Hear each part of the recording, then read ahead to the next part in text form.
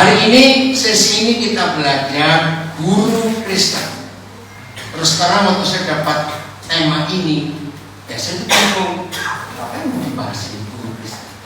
Ya saya nggak sempat tanya kepada saudara-saudara pengurus kenapa, tapi saya percaya maksud Tuhan begini. Guru Kristen itu bukan sekedar guru yang agamanya Kristen. Betul ya? Saya ulangi, guru Kristen itu bukan sekedar guru yang agamanya Kristen. Karena di antara kita ada yang bukan Kristen. Nah, untuk itu kita harus tahu. Kalau gitu siapa guru Kristen itu? Maka jawabannya adalah guru yang mempunyai karakter Kristus. Saya ulangi lagi, jadi guru Kristen bukan sekedar guru yang beragama Kristen, tetapi yang mempunyai karakter Kristus. Apa itu karakter Kristus? Kita buka sekarang Galatia 5 ayat 22 dan 23. Ini kesimpulan dari karakter Kristus. Ada 9. Ya, Galatia 5 ayat 22. Tetapi buah roh. Nah, saya mau ganti buah roh. Masih ingat Tuhan Yesus pernah berkata, kalau kita ingin kenal pohon itu baik atau tidak, kita kenal dari apa? Buahnya, dari hasilnya. Nah, begitu pula seorang murid Tuhan Yesus, ya, tidak dikenal berapa lama menjadi Kristen, tidak dikenal berapa ratus atau berapa ribu ayat yang sudah dihafal, tidak. Lalu pengalamannya jadi guru berapa tahun juga tidak. Maka hal yang sama, murid-murid atau orang-orang di sekitar kita akan melihat kita ini apa, tergantung apa yang kita hasilkan, buahnya itu tadi. Nangkep ya? Orang kelihatan baik, kelihatan. Bisa nggak orang itu pemarah? Bisa. Berarti dia bukan orang yang baik karena dia pemarah. Nah, jadi kalau saya ganti, tetapi karakter roh, sifat roh. Yohanes 4 ayat 24 berkata Tuhan itu adalah roh. Ya, Tuhan itu adalah roh. Nah, berarti kalau saudara dan saya memiliki karakter Kristus, memiliki karakter Tuhan, maka dari buahnya kita lihat. Nah, di sini disebut ada 9. Tetapi buah roh, karakter roh, hasil daripada hidup Tuhan Yesus sendiri, satu adalah apa? Kasih. Nah, kasih jangan diterjemahkan baik hati, suka menolong, suka memberi. Tidak. Jangan lupa di dalam kasih ada disiplin. Nah, tapi kembali lagi, disiplin itu bukan karena marah dan benci, tapi karena mengasihi supaya hidup itu betul. Maka itu lebih berani dikatakan anak yang disayang papanya pasti dihajar. Itu bentuk kasih. Tapi kalau kasih nggak pernah mendidik, nggak pernah mengajar, maka orangnya jadi kurang ajar. Nah, di dalam kita mengajar anak-anak harus ada kasih yang mendidik dan mendisiplin, bukan karena kecewa, sakit hati, marah, nggak suka. Perhatikan, jangan. Nah, marah, nggak suka, kecewa itu disimpulkan dengan satu kata sederhana, jengkel. Janji ya, sebagai seorang pendidik, sebagai seorang guru, termasuk papa mama yang di rumah, perhatikan. Kalau perasaan kita sedang jengkel, tolong jangan bicara apa-apa kepada siapapun. Setuju nggak saya ngomong ini? Loh, saya tanya, kalau sedang jengkel itu kecil atau besar sebetulnya? Kecil. Jengkel itu cukup, tiap hari jengkel. Kecil. Tetapi jengkel yang diekspresikan Itu bahaya. Betul apa? Maka itu baik sebagai pribadi, sebagai papa mama, sebagai guru lebih-lebih lagi. Kalau sedang jengkel, jangan ngomong apa-apa, jangan bicara apa-apa kepada siapapun. Setuju tidak? Lebih baik kita gigit pohon. Ngerti nggak maksudnya? Kenapa lebih baik gigit pohon? Karena pohon diomeli gigit kita nggak rasa. Terus serius. Atau kalau di sekitar kita nggak ada pohon, cari pintu, gigit pintu. Terus serius terus. Nah, maka orang yang jengkelin kita melihat kita gigit pintu, dia jadi apa? Ayo jadi apa coba? Tertawa. Nah, kalau yang jengkelin kita tertawa, yang dijengkelin itu tertawa juga, itu maksudnya. Betul?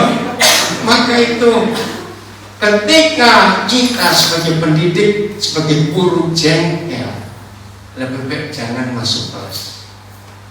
Lalu ngapain? Gigit meja supaya anak-anak lihat. Nah, kalau anak-anak lihat, Bapak, Ibu kenapa begitu? Gara-gara kamu lebih pada. Nah, jadi suasana jadi enak.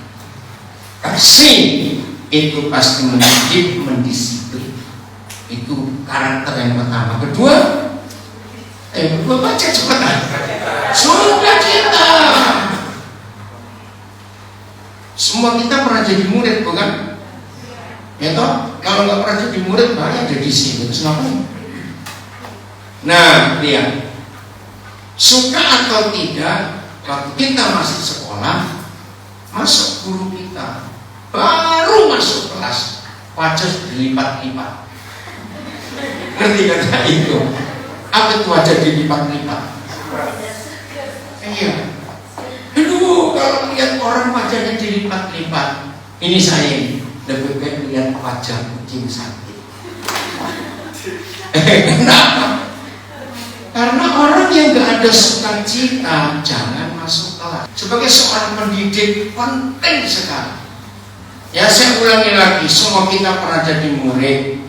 Bayangkan kalau kita punya guru, salah satu antara guru-guru kita, karena kita SMP, SMA, ya sudah mahasiswa pasti gurunya banyak. Ada satu guru yang selalu melipat wajah kalau masuk kelas. Terus terang muridnya jadi pintar atau jadi bodoh? Oh, masalah ini muridnya jadi pintar atau jadi bodoh? Jawab cepetan. Jadi bodoh, karena kehadirannya saja sudah nggak enak. Apalagi mau mengajar, maka itu penting sukacita. Walaupun di rumah, misalnya sebelum berangkat, aduh ada masalah, aduh tetangga jadi gara-gara, waduh misalnya macam-macam saja. Cepat bereskan hati ini, tenang, nyatakan sukacita ini. Karena begitu ada sukacita, suasana jadi enak. Nah, tidak semua murid-murid kita yang hari itu datang ke kelas kita atau hari itu datang untuk belajar, itu suasana orang tua, suasana rumah mereka itu menyenangkan malam sebelumnya. Ngerti? Ya, kok bisa nggak ada keributan malam sebelumnya? Nah, murid-murid kita akan tertekan. Itu kalau mereka tinggal dengan orang tuanya. Karena tidak sedikit juga anak-anak yang belajar bersama kita itu tinggal dengan neneknya. Kalau tinggal dengan nenek pasti ada mama adik, papa adik, om tantenya. Bisa nggak ada sesuatu di rumah itu? Nah, maka itu sebagai pendidik, karakter yang kedua sukacita kita bawa ke ruang kelas. Karena itu sifat Tuhan, itu suasana surga. Maka anak-anak kita ketika mereka mengalami tekanan di rumah karena macam-macam alasan atau tetangga ribut, aduh saudara, tertekan. Tapi kalau kita sebagai guru Kristen menyatakan kasih dan sukacita, suasana berubah, suasana berubah. Senang gak kita menjadi guru di mana murid-murid kita, aduh begitu, apa ya? Kalau kita terlambat masuk aja mereka sudah seperti gila dengan sesuatu. Nah harusnya begitu sebagai guru Kristen, harus. Jangan sampai ada di antara kita sebagai guru Kristen kita dijauhi oleh murid kita. Maaf ya, kita harus jaga. Nah, dalam hal ini izinkan saya mengatakan jangan tersinggung.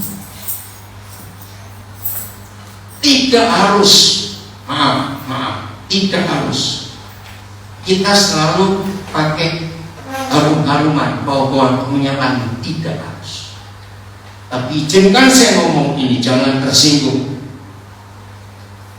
Sudah nggak ada sukacita, wajah dilipat-lipat, bau kalimat. Nanti nggak kalimat ini. Nanti maaf ya, jangan tersinggung. Kita harus tahu. Jadi sebelum kita masuk kelas, perhatikan semua penampilan kita juga. Itu penting sekali. Semuanya, kehadiran kita, apa kita, membuat kasih dan sukacita itu dirasakan oleh semua orang. Katakan amin. Harus begitu. Bukan cuma bertemu dengan murid-murid kita, yang bertemu dengan sesama guru. Enak gak kalau ada kasih, ada sukacita? Loh, enak tidak? Enak. Jadi kalau ketemu yang belum sarapan, dia lupa loh belum sarapan. Nggak percaya sih. Betul? Kenapa dia lupa? Kalau ketemu kita yang ada kasih, ada sukacita, yang belum sarapan pun lupa, karena sudah senang berjumpa dengan kita yang ada kasih dan sukacita. Itu sesama rekan guru. Setuju ya? Yang ketiga, ayo ada apa? Cepat aja yang ketiga ya. Damai sejahtera. Oke. Sebutkan hal pertama kalau ada damai sejahtera. Hal pertama apa yang muncul kalau ada damai sejahtera? Ini luar biasa damai sejahtera. Tenang. Ayo apa lagi? Sukacita, balik lagi, betul. Damai sejahtera, bahagia. Wih saudara, damai sejahtera itu artinya sebuah situasi, sebuah keadaan, sebuah suasana yang orang sakit pun akan sembuh kalau merasakan damai sejahtera itu. Betul, tenang, teduh, nyaman, aman. Apa? Tenteram. Saudara perhatikan, ini karakter Yesus yang luar biasa. Nah, dari mana muncul damai sejahtera? Damai sejahtera itu muncul karena rasa aman. Tidak ada lain yang bisa membuat rasa aman kecuali kehadiran Raja Damai. Siapa Raja Damai itu? Tuhan Yesus sendiri. Aduh, suasana setegang apa, seenggak enak apa, ya seberat apa, sepahit apa, kalau ada kasih, ada sukacita, lalu ada damai sejahtera yang kita bawa dalam hidup kita. Suasana tadi bagaimana? Kalau kita hadir di sana, jawab. Suasana enggak enak, pahit, suasana kemarahan, suasana ketegangan, suasana kebencian.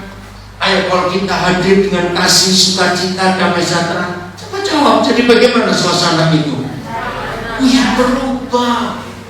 Permusuhan jadi perdamaian. Ini loh karakter Yesus itu yang kita harus bawa setiap saat. Yang keempat, yang kesabaran. Jawab pertanyaan saya. Secara normal, secara umum sebagai manusia, ini lebih gampang sabar atau nggak sabar? Tidak sabar. Saya mengalami itu juga. Tapi ini karakter Yesus. Sabar. Kata lain sabar itu sederhana sekali. Menerima semua keadaan yang gak cocok sekalipun. Kalau dicatat itu definisi sabar. Bisa menerima suasana setidak enak apapun, orang yang punya kesabaran tidak akan terpengaruh oleh suasana di sekitarnya. Ulangi kalimat ini. Orang yang punya kesabaran, dia tidak terpengaruh dengan suasana yang dia alami saat itu. Orang itu tetap sabar, nggak akan terpancing emosi, nggak akan terpancing marah, tidak, tetap sabar. Nah, itu kesabaran. Kesabaran itu berani melawan arus. Kesabaran tidak mengikut arus. Kalau kita mengikut arus, maka hidup kita tergantung suasana kita ada di situ. Nah, bayangkan kalau anak-anak kita nakal, ribut, waduh, kita nggak bisa melawan arus itu, kita nggak sabar, kita jadi ikut ribut juga. Nah, berarti kita diatur oleh situasi itu. Kalau sabar tidak begitu, merubah suasana. Wih, luar biasa. Yang kelima, kemurahan. Nah, kata kemurahan bukan berarti pelit, lebih daripada itu. Kemurahan itu artinya punya hati yang luas, murah. Ya, maka itu kalau ditanya lawan katanya murah apa, orang pasti bilang pelit. Nah, kita sebagai guru Kristen tidak boleh. Hati kita harus luas. Ngerti kata hati yang luas berarti bisa menerima apa saja yang tidak enak apapun. Itu kemurahan. Baru ada unsur suka berbagi, suka memberi. Tapi yang pertama, sikap ini. Nah, itu penting sekali dalam hidup kita memilikinya. Karena itu Kristus. Yang berapa? 1, 2, 3, 4, 5, 6. 6 secara kebaikan. 6 kebaikannya. Kebaikan. Lawan kata kebaikan itu kejahatan. Ingat, Tuhan Yesus mengajar nggak boleh jahat dibalas jahat. Betul tidak? Kejahatan dibalas dengan kebaikan. Itu karakter Yesus. Maka itu, maaf, ini bisa nggak entah sengaja atau tidak sengaja di antara kita saling menyakiti. Kita bukan murid-murid lagi. Bisa tidak? Sangat bisa. Maka itu penting kita jaga. Kebaikan ini tidak pernah membalas kejahatan dengan kejahatan, tapi selalu ada kebaikan dalam hidup ini. Nah, saudara, si jahat tidak bisa bertahan. Saya ulangi, si jahat tidak bisa bertahan kalau ada kebaikan di situ. Mereka nggak bisa bertahan karena pertentangan. Sama seperti terang dengan gelap, bertentangan. Di mana ada terang pasti gelapnya tidak ada. Nah, begitu pula kalau ada kebaikan dalam hidup kita, maka jahat itu pasti pergi. Nah, sampai di sini dari kasih yang kita pelajari 6 hal dulu, masih ada 3 lagi. Coba renung. Jadi seharusnya kita murid-murid Tuhan Yesus, guru-guru Kristen, itu menciptakan suasana atau terbawa suasana. Ini penting. Ayo, jadi kita harus menciptakan suasana surga. Sampai 6 hal ini, kalau itu ada dalam hidup kita, sudahlah suasana segelap apa, suasana setidak enak apa, suasana seruncing apa, suasana segetir apa, sebaik apa, semenakutkan apapun. Pernah kita masuk sebuah perkumpulan, wih, rasa takut. Pernah toh? Nah, begitu ada kita yang mempunyai 6 dulu karakter Yesus ini, maka kehadiran kita itu menciptakan suasana surga.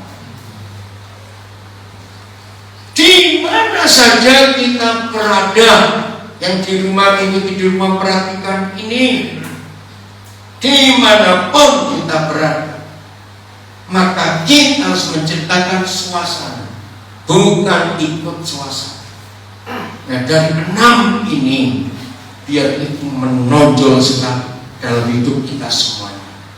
Maka setidak enak apapun suasana kelas kita, misalnya anak-anak datang dengan kemarahan, semalaman mereka nggak bisa tidur, di rumah mereka ribut, tapi begitu kita ada di kelas dengan mereka, kita membawa suasana surga ini, anak-anak terpengaruh, akan terpengaruh, ikut rasa tenang. Semua kejengkelan kemarahan mereka semalam sebelumnya lenyap karena saudara dan saya membawa kehadiran surga itu. Ya, sikap ini penting, kita harus pertahankan. Kalau ingat, iblis paling tidak suka dengan sifat ini. Kenapa?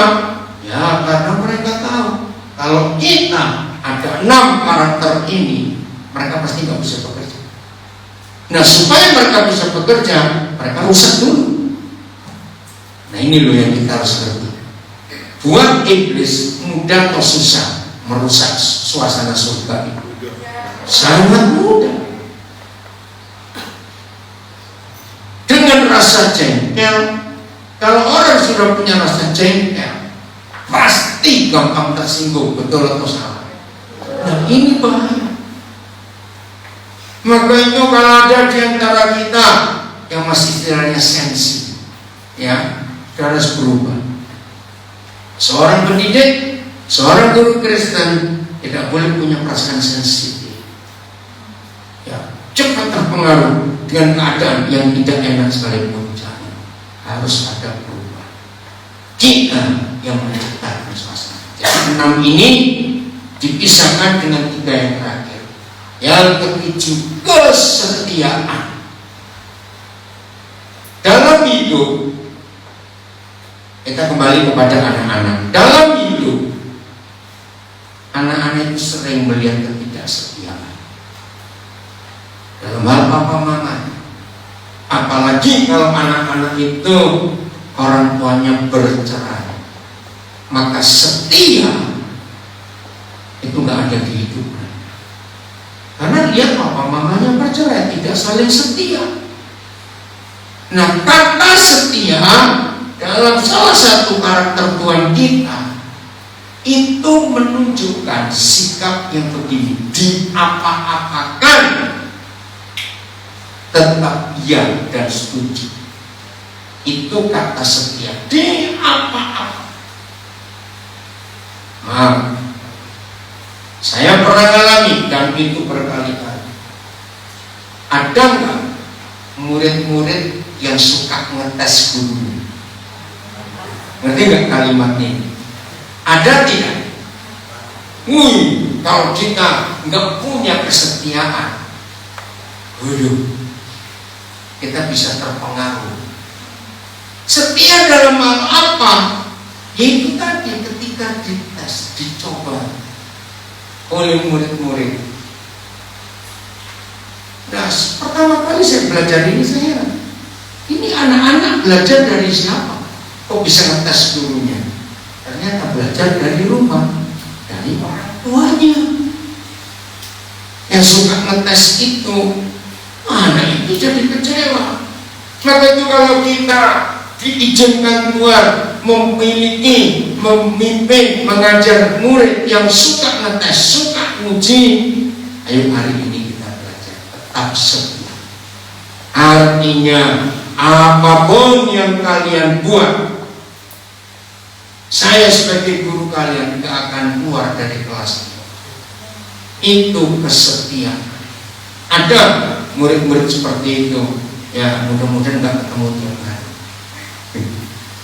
Tiap hari bisa darah tinggi, anak seperti itu.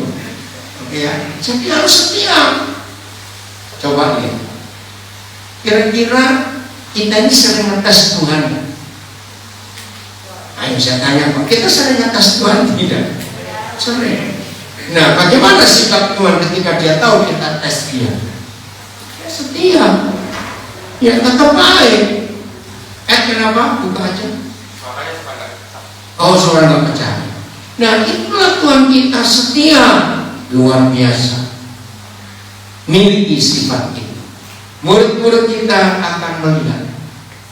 Mungkin 3 hari pertama Mereka masih coba-coba cari, tetap setia, tetap kasih, tetap murani, tetap semuanya damai sejahtera.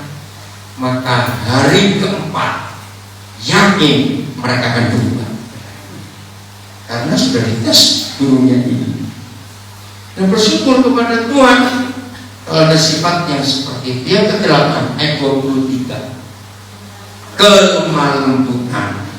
Nah saudara, lemah lembut itu artinya fleksibel. Karakter Yesus itu lemah lembut. Nah contoh yang paling gampang, air atau benda cair. Lemah lembut itu tidak memaksakan dirinya untuk suasana atau tempat itu mengikuti dia. Saya ulangi, lemah lembut adalah sebuah sikap yang tidak memaksakan untuk suasana atau tempat di mana kita berada, maka tempat itu ngikutin kita. Saya tanya, satu-satunya benda yang harus ikut apapun situasi, tempat, keadaannya adalah benda cair. Betul tidak? Benda cair letakkan di gelas, ya ngikuti gelas.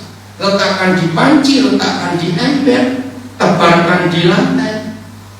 Benda cair itu bagaimana? Ngikut. Itu lemah lembut, dan itu Tuhan Yesus. Dan di dalam perjanjian lama ada contoh, Yusuf itu lemah lembut. Perjanjian baru, Maria itu lemah lembut. Artinya enggak melawan keadaan. Satu-satunya penyebab orang itu stres dan depresi. Beda loh. Stres dan depresi itu beda. Kalau stres itu tegang, kalau depresi itu tertekan. Beda. Nah, satu-satunya penyebab seorang pribadi itu stres dan depresi, ya tegang dan tertekan. Jadi orang yang lemah lembut, orang yang tidak lemah lembut, dia pasti stres dan depresi. Karena semua keadaan dia salahkan, semua situasi dia nggak cocok. Maka itu yang ke-8 ini, yaitu jangan melawan keadaan, ikuti saja. Tuhan Yesus itu Tuhan, lahir di kandang, enggak masalah. Dia jadi tukang kayu, enggak masalah. Dia dipakai jadi alat Tuhan membuat banyak mujizat, dia tidak sombong. Dia difitnah, dia dikhianati, dia dibenci oleh imam-imam orang Farisi, dia enggak masalah. Itu lemah lembut. Nah, air itu bisa dipotong atau tidak? Jawab, air bisa dipotong atau tidak? Air bisa digores atau tidak? Salah. Bisa kalau jadi es, itu harusnya jawabannya. Loh ya kok bisa kalau dia jadi es? Air yang sama, kalau dia beku, dia bisa tergores.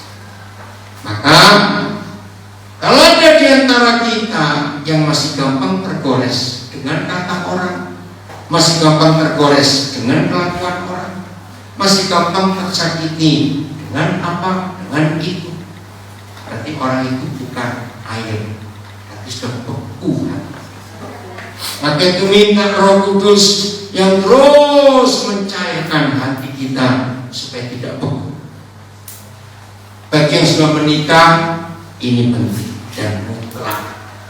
Suami istri harus tetap jadi air. Bayangkan kalau dua orang itu beku jadi es, jadi apa? Bisa ngeri bukan? Keadaannya dalam persahabatan juga begitu, lemah lembut, fleksibel. Maka nggak akan stres, nggak akan depresi. Sungguh hidup itu indah, hidup itu menyenangkan, hidup itu enak sekali kalau kita mau lemah lembut.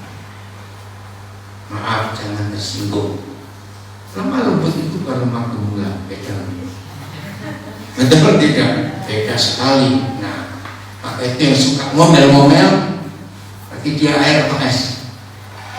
Ayo jawab cepat. Yang suka ngomel-ngomel, yang air atau es? Es.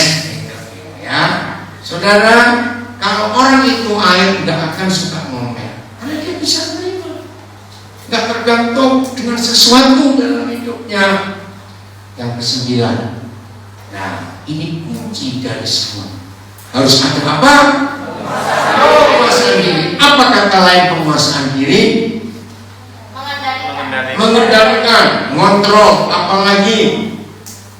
Ayo, mengendalikan, mengontrol, apalagi? Penguasaan diri, bisa tahan, menahan emosi, ya tidak gampang meledak.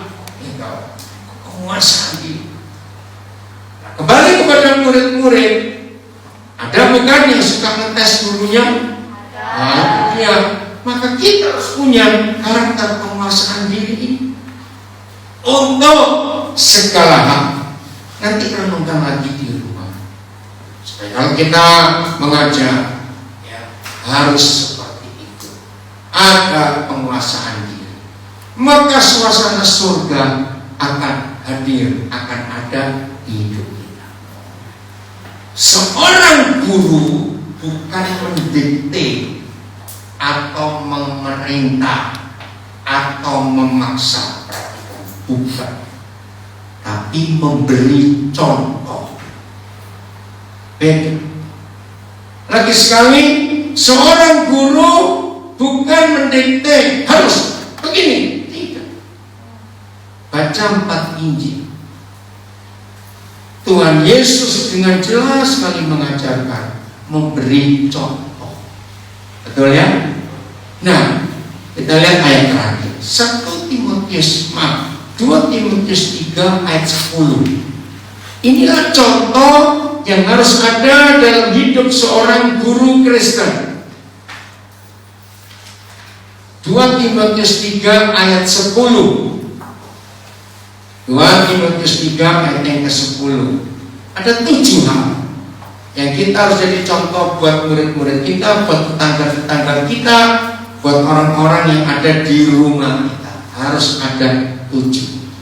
Begini kata Paulus kepada Timotius, tetapi engkau telah akan. Ini penting sekali. 1, telah apa? Mengikuti ajaranku. Nah, kata ajaran itu bukan soal pelajaran, tidak, beda. Itu ilmu pengetahuan. Tapi ajaran itu adalah semua hal yang kita pikirkan, yang kita lihat, yang kita dengar, yang kita rasakan, yang kita ucapkan, dilihat oleh murid-murid kita, dilihat oleh orang-orang di sekitar kita. Itu ajaran hidup. Bagaimana mereka bisa melihat ajaran kita dalam hidup? Nah, kata ajaran di sini, di dalamnya mengandung sebuah fakta, memberi teladan, bukan mendikte. Apalagi dalam psikologi anak-anak, semua kita sudah sering dengar, apalagi kita seorang pendidik. Anak-anak itu peniru atau bukan? Nah, itu ajaran. Jadi anak-anak lebih mudah melihat daripada mendengar. Setuju ya? Maka itu contohnya adalah kita lebih mudah mendengar, lebih mudah melihat daripada mendengar. Nah, jadi ajaran kita adalah semua hal di hidup kita dilihat oleh murid-murid kita. Ini yang luar biasa. Ini cuma ceritanya soal Kevin. Ya, berapa lama ini terus terang yang di asrama Anugerah sulit dapat diarahkan. Nah, ternyata setelah Kevin ini datang guru baru ini yang bisa mengerti hati mereka suka main bola. Itu salah satu contoh. Tanya Mama Ibet, memang ada perbedaan. Puji Tuhan, ajaran tidak. Nomor 2, mengikuti apa? Cara hidup. Nah, itu lebih lagi, lebih detailnya. anak-anak kita tidak hanya memperhatikan apa yang kita sampaikan sebagai guru. Begitu kita masuk ruang kelas, cara kita melangkah, cara kita meletakkan buku, cara kita menutup pintu, cara kita duduk, semuanya diperhatikan oleh anak 100%. Maaf, jangan ngupil di depan anak-anak. Betul nggak? Awas itu. Hal kecil. Kenapa deh? Betul. Terus hal kecil ya ini cara hidup. Pernah nggak saudara melihat? Maaf ini jorok memang, tapi ini hal kecil seringkali kita lupa. Tapi orang itu nggak sadar, tapi kelihatan. Mungkin ada yang nyangkut di giginya, terus diambil ke gigi lagi. Loh, pernah nggak seperti itu? Maaf ini saya tanya kok, pernah lihat nggak?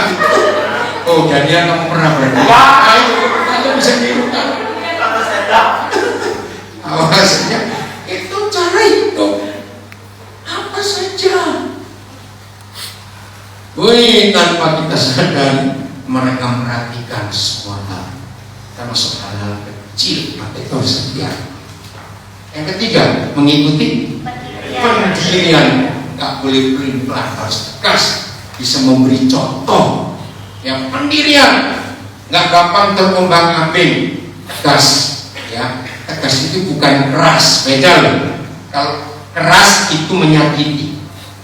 Tapi ini tegas, itu pendirian, nggak mudah kompromi, ya, nggak ikut arus, selalu berani tampil beda. Bukan berarti beda itu jadi aneh, bukan begitu.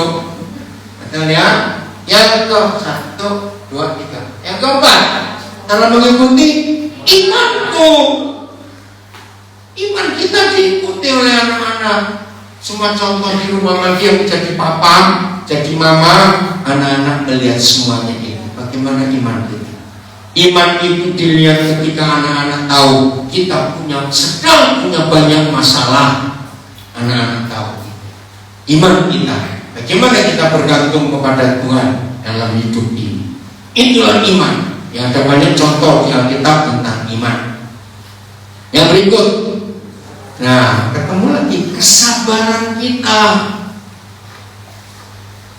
Maka itu perhatikan kalimat pertama, engkau telah mengikuti, engkau telah menyontoh, engkau telah meniru, engkau telah mengetahui. Begini ajaranku, begini cara hidupku, begini pendirianku, begini imanku, begini kesabaranku. Karena saya mau katakan kalimat ini buat orang lain, ini gak cuma untuk murid, guru dengan murid, buat semua orang yang memperhatikan hidup kita, mereka jauh lebih gampang mengerti apa yang kita lakukan daripada apa yang kita ajarkan. Betul atau salah? Ini dilihat semuanya. Bagaimana kita sabar menghadapi banyak hal itu. Maka itu ini guru Kristen. Renungkan tadi 9, di Galatia 5, ini 7. Yang ke-6, apa kita? Kasih kita. Mereka ngikuti. Bagaimana cara kita menangani banyak hal. Wih, itu luar biasa. Ya. Guru itu diambil dari bahasa Jawa, di buku, artinya dipercaya dan ditiru. Itu filosofi guru, dibubul dan ditiru. Ya, jadi dipercaya dan ditiru. Maka itu anak-anak bisa salah kalau gurunya salah. Saya punya cucu, ya, di Makassar. Waktu itu dia kelas pertama masuk SD kelas 1. Nah, nggak tahu bagaimana ada pelajaran tentang tetanus. Nah, anak ini tanya, jadi tetanus itu apa?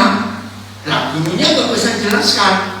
Gurunya cuma bilang Kalau kamu lihat paku, lihat jarum yang kuncing, hati-hati, jangan ketusuk. Nah, anak ini gak puas. Pulang ke rumah, dia lihat mamanya suka jahit. Ada mesin jahit. Jarum, ada jarum di sini. Karena dia ingin tahu kita musuh itu apa. Enggak tahu bagaimana. Nah, anak kecil jari telunjuk kiri dimasukkan di bawah jarum itu, seperti mamanya, dia buka, cekret masuk, anak tertusuk, dia kaget, otomatis dia tarik, patahlah jarum itu, nempel di jarinya. Saya ingat kisah itu, maka itu pelajaran bersaja. Mendengar anaknya menangis, mamanya teriak, anak apa? Jarum. Nah, anak ini panik, ini apa tuh jarum? Tetanus. Wah, dia mau panik semua. Nah, mamanya bingung, tetanus. Akhirnya dibawa ke klinik. Nah, setelah mamanya berani sekali, setelah selesai dibawa ke klinik. Tadi di sekolah ada pelajaran tetanus, tapi saya nggak ngerti tetanus itu apa. Katanya jangan sampai ketusuk jarum. Nah, anak kecil. Bisa bayangkan itu. Maka itu kalau kita salah memberi contoh, awas, itu bahaya sekali. Ya, jadi kasih kita tunjukkan kepada semua mereka sama. Kita nggak boleh pilih kasih. Baru yang terakhir, ketekunan. Kembali kata tekun, ada kata setia di dalamnya. Inilah contoh yang semua orang, apalagi murid-murid kita, seperti guru-guru Kristen, mereka melihat bagaimana tiap hari kita berjumpa mereka. Ya, kita berharap supaya cepat sekolah bisa normal. Ya, walaupun di Jawa ada klaster baru, saya itu bingung juga.